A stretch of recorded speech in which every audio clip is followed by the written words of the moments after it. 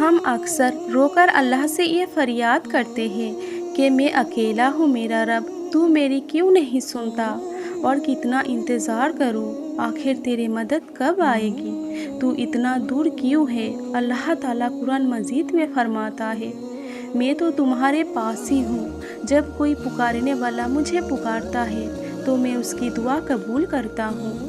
تمہارے پروردگار نے نہ تو تم کو چھوڑ دیا اور نہ تم سے ناراضی ہوا، اور تمہارا پروردگار تمہیں عنقریب اتنا کچھ عطا فرمائے گا کہ تم خوش ہو جاؤ گے۔ دیکھو، اللہ کی مدد عنقریب آیا جاتی ہے۔ پھر میرا اللہ کہتا ہے، جب میرے سوا کوئی نہیں، پھر تم مجھے چھوڑ کر کہاں بھاگے جا رہے ہو۔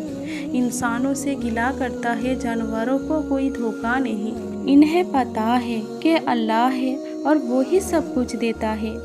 اللہ سے باتیں کیا کرو، یہ کمال ہے کہ یقین بتاؤ، آپ کو دنیا میں بڑے آدمی سے بات کرنے کا موقع نہیں ملتا، ٹائم پہلے لینا پڑتا ہے، مگر میں بتاتی ہوں، جس نے کائنات بنائی ہے، اس سے بات کرنا کتنا آسان ہے۔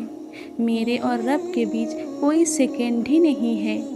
ہاتھ اٹھاؤ اور ڈائریکٹ بات کرنا شروع کر دو، جتنی دیر کرنی ہے کرو، اور وہ خود فرماتا ہے، مانگو میں تمہیں عطا کروں گا۔ وہ دینے کے لیے تیار ہے، ہم پکارتے ہی نہیں۔ ہمیں جلدی ہی اتنی ہے، ہمیں اس کے گھر میں چین ہی نہیں آ رہا۔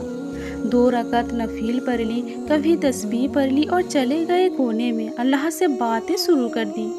سوچو نا، اپنی ماں سے جب آپ تڑپ کر بات کرتے ہو تو ماں سینے لگا لیتی ہے۔ جب اللہ سے عرض کرو گے کہ میں پریشان ہوں، اے میرے مولا، پھنس گیا ہوں اللہ، میرے سے بہت گناہ ہو گیا ہے، نہیں چھوٹ رہا گناہ، مالک کسی طریقے سے بچا لے، اے اللہ حرام روزی سے بچا لے۔ بولو نا جو دل میں ہے، اللہ سے باتیں کیا کرو، کون روک رہا ہے تمہیں؟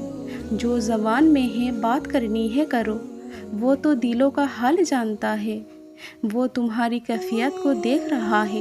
اس کے گھروں میں آئے ہو تو مانگو نا اس سے، اور اگر تمہارے مہمان تمہارے گھر میں بیٹھ جائے اور رونا شروع کر دے کہ پریشان ہوں، تو کیا تم دھکے دے کر نکال دو گے؟ نہیں نا، تم بولو گے کہ گھر کے اندر آ گیا ہے مہمان، کچھ تو کرنا پڑے گا۔ اللہ کریم کے گھر آ گئے جب تم اور ادھر آنسو بہانا شروع کر دیا، تو کیا خالی لوٹائے جاؤ گے؟ تمہیں اندازہ ہی نہیں، اس کے گھر میں آ کر دل سے مانگنے پر وہ کیا کیا عطا فرمائے گا۔ آنا جانا رکھو، تھام لو مسجد کو اور نمازیں پڑھتے رہو۔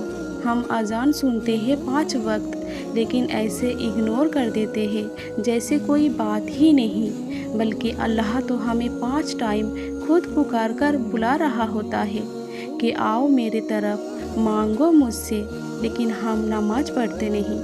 تو اسی لیے ہمیں چاہیے کہ ہم نماز پڑھیں، اپنی زندگی میں وقت نکالیں اللہ کے لیے، تاکہ اللہ ہماری زندگی سے برا وقت نکال دے۔